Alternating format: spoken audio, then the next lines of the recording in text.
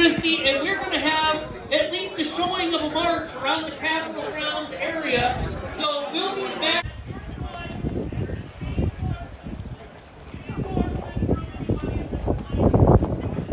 5 horsepower V8 twin turbo. Big difference. We need candidates who will say, who are brave enough to say and mean it, that we intend to repeal the national firearms. As an institution, it is the Democrat Party that has it written in their platform to take away your guns. They wrote it down. They're not hiding it. They're not running from it. It's who they are. And don't ever forget that. And when you talk to your little Democrat friends, remind them, I'm the new Democrat gun owner, they say. Whoop-de-doo. Just because you bought a gun and are a Democrat, you pull the lever for the wrong party doesn't make us friends. I'm glad you're a Democrat gun owner, but that's all you are. Fix your party, fix your problems, and get off my lawn. And it's time we start taking this shit back and copping a little bit of an attitude. So that's where we start today. I'm buying ammo, I'm buying guns. Why do I have to send money to candidates? Because, look, you have to have money in order to run. If you can't raise money, you're not a viable candidate. So you're looking at the guy right here that's going to win the state back from Gretchen Whitmer next year, November 8th. You can write that down today, okay? When I was 27, I was county commissioner a couple terms as a Republican. I am the only person in this race for the Republican Party nomination that's ever been elected to anything, okay? So that's a fact. So we're going to sort it out with all the candidates. But I am the top crime fighter in this race. We've got big issues around the state with the Whitmer crime wave that's affected this whole state. You see it all over the place. So let's make Michigan the 22nd state that has constitutional carry, because I have great faith in the law-abiding citizens of this state. I will risk both life, limb, arrest, my freedom, my fortune, anything I have that I can do to help preserve it, I'll do it. I've been arrested in Detroit during the riots of May 2020. I was pulling women and children out of tear gas, stopping lootings. I was the first active armed responder on an active shooting that left a 19-year-old kid dead in the streets. I'm a 23-year-old pizza driver. I'm not a soldier, but yeah, I'm seeing literal engagements in my own country, my own town, my own state. We have to do something. We pulled together, and we're just a small movement of a coalition in the liberty movement. We've seen creepers stand up, oath keepers, many groups around the board. We have to make a stand as a people. We cannot let freedom fall. They destroyed our manufacturing, leaving many Americans with no jobs. Their choices are either join the military or the police, go into food service, and be on government assistance. Both of those groups are subjugated by virtue of the fact that they're dependent on the government or starve. Like, for many, many people, that is their only option. And we need an economy that the working class can be a part of again. We're hoping that it will end in a peaceful resolution where some of the people in power that shouldn't be will lose their power. Some of the power is... You're hoping, but it doesn't seem like you believe that's going to happen. I wish I could say I did believe that was going to happen. Well, all I can say is I have to be ready for it if it doesn't.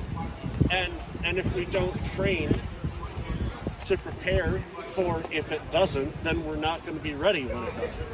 So when you train, how do you train? And do you have a big group or what?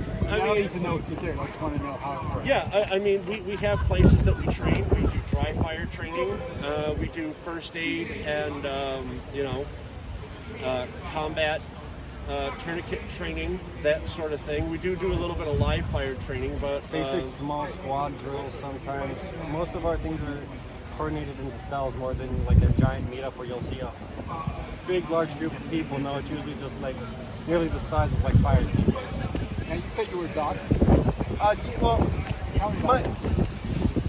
been doxed quite a few. I've been doxed quite a few times. The most groups that do doxing is a couple different Antifa groups. We worked roots on the ground with Antifa, especially in some BLM protests where we're making sure that no one gets hurt at. But and we've had a lot of good Antifa groups that you can work with. They don't want to hurt no one. They don't want to dox no one. They don't want to get anyone's information out there to hurt anyone. And there's people that just read what all the news and everything say about us, that they read about us, saying we're fascists, saying that we're Nazis. But yet there's also other news outlets saying we're communist sympathizers, that we're all these other things under the sun, white supremacists. It's nearly not the case. So what are you? Here you are. You tell me that. We are just people who want to live free. We have male, females in our ranks, people of color. We even have transition people in our ranks. And they all feel more welcome and comforted here in our group than any other group that they've been with, any other militia group that they've ever tried to join. Whether it's people on the left who try to join like a socialist rifle association, or people that are more right that try to join certain homeland militias or different groups. A lot of them, they just felt out of place at. When they came to our group, they felt home. They felt like they had a family. When people come out large groups of armed numbers, like we Boog Boys have in other states too, just putting 7 or 8 armed men in between the protest line and police. Protesters aren't attacking police. Police aren't attacking protesters. Everyone gets to go home. Everyone's safe. No one's hurt.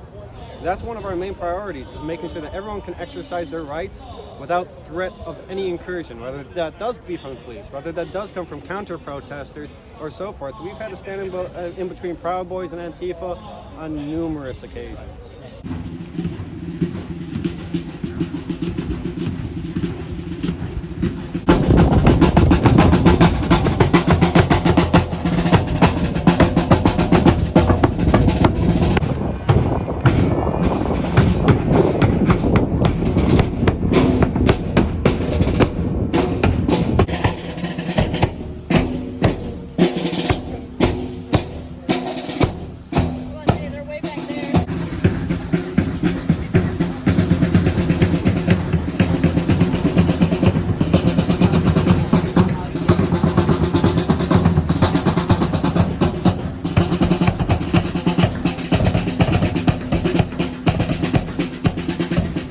What are we doing? We believe the police are on our side, but the last 2 years have proven to be quite the opposite. We need to start sending them the same message that we send to our politicians. You will not be issued a free pass. You will not be blindly supported, and we will back the blue when the blue backs us. Guys, you got to join an outdoor range, right? These outdoor ranges have been around in some cases for 100 years. There's a lot of things you can do at an outdoor range that you just can't do at an indoor range, right? Drawing from the holster, running with a gun in your hand, changing magazines while you're on the move, failure to stop drills from 3 feet away. Can't do that at indoor range. I like indoor ranges, but outdoor ranges are really where you test and learn your skills. You know, the elders in the family, they would say things such as, well, hey, Rick, you own a home, you're the man of the house. It is your duty and your obligation to make sure that they are safe. And the very most important thing that you can do to ensure that your family is safe is to own a firearm. I wasn't a big, huge fan of firearms back around that era, but you know what? I went to a gun shop and I dutifully bought a 12-gauge shotgun. Yes, 12-gauge shotgun, so it would make that unmistakable sound. If someone was ever so emboldened to come into my house, I could rack and chamber around and send a message such as, leave before I put you down, right? We don't know the history. Why not? Because we're watching stupid shit on TV. And I apologize again to swear. If you guys were on the range with me, you'd freak out. You know, like, oh, here,